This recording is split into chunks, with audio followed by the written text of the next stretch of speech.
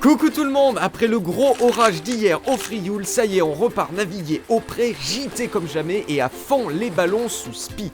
Alors si vous aimez rigoler, moi aussi, et surtout de ma mère... Ça pas trop Madame Fraise. Ça va, arrête de m'appeler Fraise toi, je suis pas une fraise. Et aussi de Céline. Mais c'était pas un village médiéval le Tu veux truc quoi hein. en fait? On va avoir l'incroyable surprise de voir des dauphins, de vous emmener vous baigner à la magnifique plage Napoléon et de visiter un lieu chargé d'histoire, l'ancien hôpital Caroline. Et si vous restez jusqu'à la fin, je vous dirai pourquoi on va devoir abandonner Corail pour quelques temps.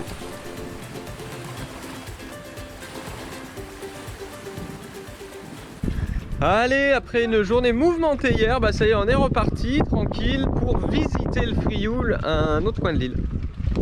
Les îles du Frioul comptent en fait 4 îles. If, Tiboulen, Pomègue qui est au sud et Ratonneau qui est au nord. Ratonneau a été une île de quarantaine pour lutter contre la peste, le typhus, le choléra et en 1820 une énorme épidémie de fièvre jaune. C'est dans ce contexte qu'est construit l'hôpital Caroline que l'on va voir aujourd'hui.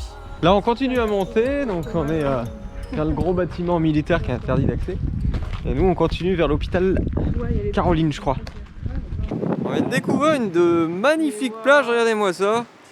C'est super joli là. Alors ça monte hein. Oh, c'était chaud hein. On dirait pas comme ça mais le Frioul c'est pentu. Du coup on arrive à l'ancien hôpital, voilà. Donc il pleut mais c'est pas grave, ça a l'air très très beau. Et on vient de trouver une petite porte, donc on va entrer visiter. Aux alentours de 1820, l'ensemble des ports de la Méditerranée sont touchés par une épidémie de fièvre jaune. Devant les risques de paralysie du commerce maritime, l'État ordonne la construction d'une digue reliant les îles de Pomègue et de Ratonneau, afin d'y construire un nouveau bassin de quarantaine, le port Dieudonné. En 1822, un projet d'établissement sanitaire est commandé. Inauguré en 1828, l'hôpital sera nommé Caroline, en hommage à Caroline de Bourbon-Sicile, qui était l'épouse du duc de Berry.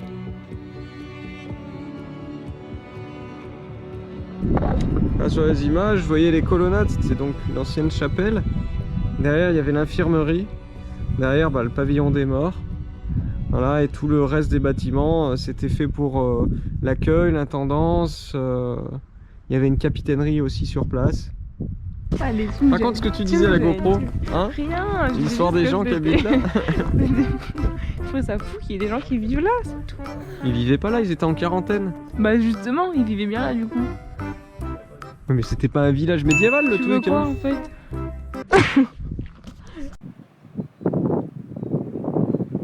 Normalement c'est plutôt moi qui la filme, mais là elle m'a piqué l'appareil.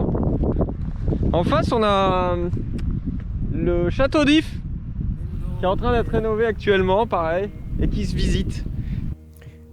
Comme vous allez pouvoir le voir sur les images, Luna ne laisse jamais aucun d'entre nous en arrière sans revenir le chercher. C'est quand même incroyable de voir comment elle s'est rapidement adaptée à notre famille. Quand on l'adoptait à la SPA, elle n'avait jamais vu la mer et elle ne s'était jamais baignée. Bon, on peut dire que c'est quand même un comble pour un chien qui vient de Corse. Et j'avoue que j'adore la voir comme ça. En même temps, qui ne serait pas content de la voir si heureuse. Vous savez que je donne rarement mon opinion personnelle, que ce soit politique ou autre sur cette chaîne, mais vous savez aussi que je suis un fervent admirateur et un fervent défenseur des animaux. Alors c'est un peu la seule chose que je défendrai sur cette chaîne. Pour le reste, chacun ses opinions. Et pendant que Céline est en train de ranger les boots, vous vous en doutez, ça y est, on part. On part du Frioul. Alors hier c'était un orage mais carabiné.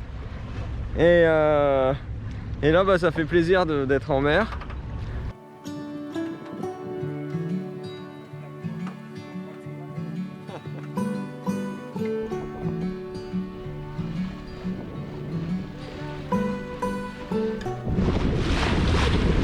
Et ouais. Bon pour l'instant on est au moteur, ça saoule. Ouais.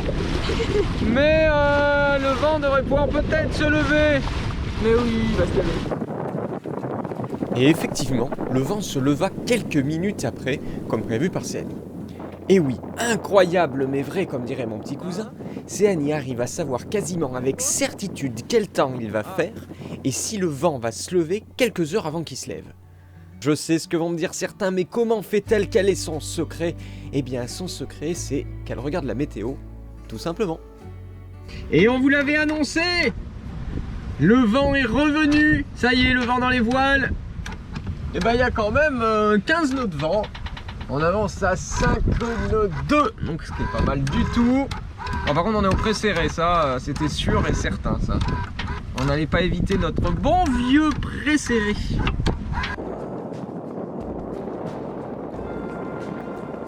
À chaque fois que l'on monte un épisode de Corail en voyage avec Céanie, on essaye de raconter une histoire. Celle de la journée de navigation, mais aussi tous ces petits moments que l'on partage en famille. Et il est parfois très difficile d'arriver à retranscrire avec exactitude ces moments. Il faut alors choisir les bonnes images, les bonnes musiques, écrire des textes pour arriver à vous raconter la journée telle qu'elle était. Bien sûr, il manquera toujours les mouvements du bateau, les caresses du vent sur la peau et les doux bruits de l'eau. C'est un petit peu comme passer de la 3D à la 2D.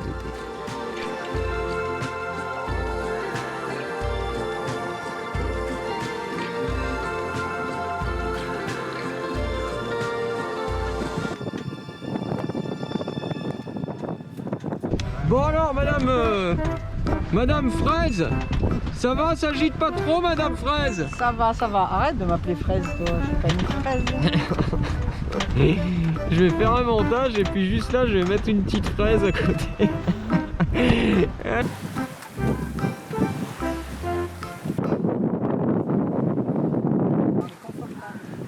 Bon, va falloir remettre de la grand voile. On se traînasse. Non, non, c'est facile de faire jeter les bateaux. C'est plus dur de ne pas les faire jeter.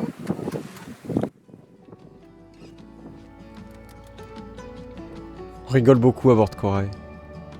Vous pourriez vous demander si c'est pas difficile de vivre à 4 avec 2 chiens dans un espace de 10,70 m par 3,40 m.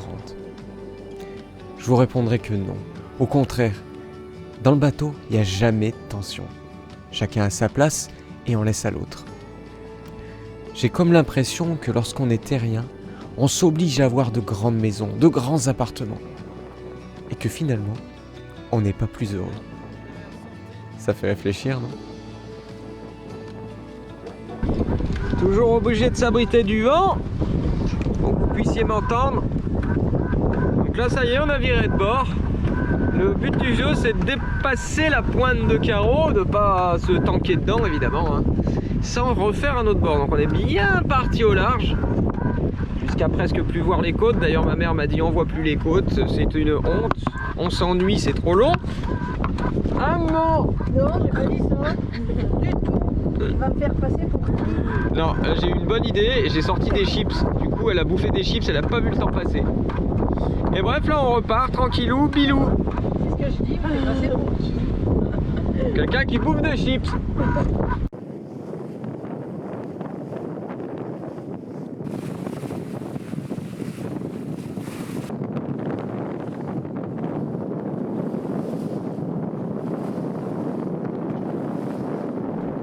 Je dirais pas que je l'avais bien dit, mais je l'avais bien dit. Heureusement qu'on a tiré un bord très au large, parce que quand on s'est mis au pré très serré, et ben la pointe de carreau, on a eu du mal à la passer, on est vraiment passé de justesse. Une deuxième chose que je vous dis souvent, la caméra écrase souvent la hauteur de la mer. Ça paraît toujours plus petit en vidéo qu'en vrai. Pour preuve sur cette séquence, on voit bien le bateau qui bouge beaucoup, pourtant c'est un 35 pieds, et à l'écran, la mer paraît quasi plate. En fait, en Méditerranée, la houle est courte et des fois assez haute. Il y en a plein, il y en a au moins 3 ou 4. Oh là, devant le bateau. Ils sont super proches. Béatrice devant le bateau, regardez. Regardez-moi comme ils sont beaux. Derrière la voile là-bas. Bon bah saut temporel, on était avec les dauphins et ça y est, on est vers Carrefour. On est arrivé à Port-de-Boucle, on va faire des courses. Bon bah aussitôt arrivé à Port-de-Bouc, bah, on repart tout de suite. Là on va faire un mouillage direction la plage Napoléon. Voilà.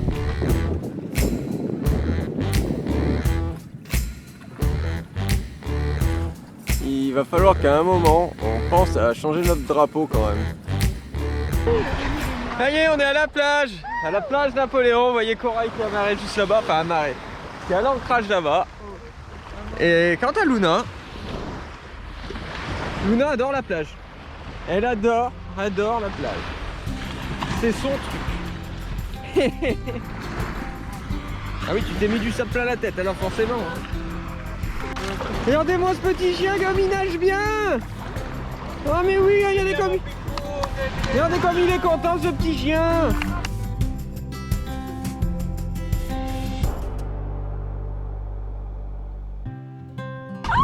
Je crois qu'elle a failli te rentrer dedans quand même, hein. Elle est hyper forte, elle m'a pas touché, elle m'a frôlé mais elle m'a pas touché. Quand on joue, on fait attention aux autres. Elle est forte quoi. Mes parents se sont mis le défi stupide de partir de la plage et de rentrer au bateau qui est là-bas à la nage. Le papier, tiens, t'as une méduse là, juste là, fais gaffe. Éloigne-toi. Là, c'est bon. Alors en fait, aussitôt arrivé, c'est la douche pour les chiens, pour pas qu'ils cuisent avec le sel. Regardez-moi ça. Et Céanie, elle est en train de s'occuper de l'annexe.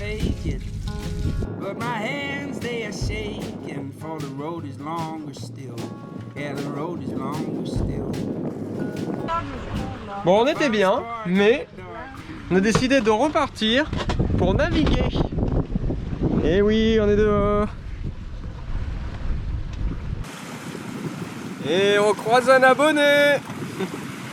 Bon ben, ça avance guère et là,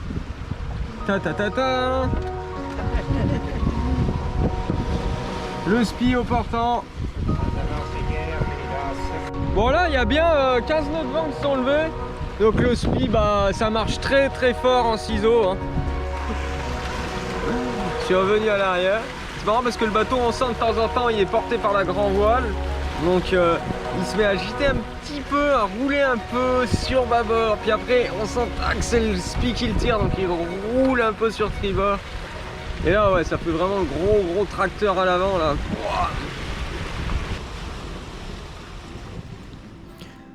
Vous remarquerez que je souris moins sur cette vidéo. C'est parce que je sais qu'on va devoir rentrer dans pas longtemps pour faire une petite pause dans le bateau. Comme vous le savez, on doit aller à Paris pour voir le nautique de Paris. Et ça sera certainement pour nous une fabuleuse aventure qui se prépare. Mais à chaque fois que je dois laisser mon bateau et la mer, je ne peux pas m'empêcher d'être triste. Vivement que je le retrouve, qu'on le retrouve.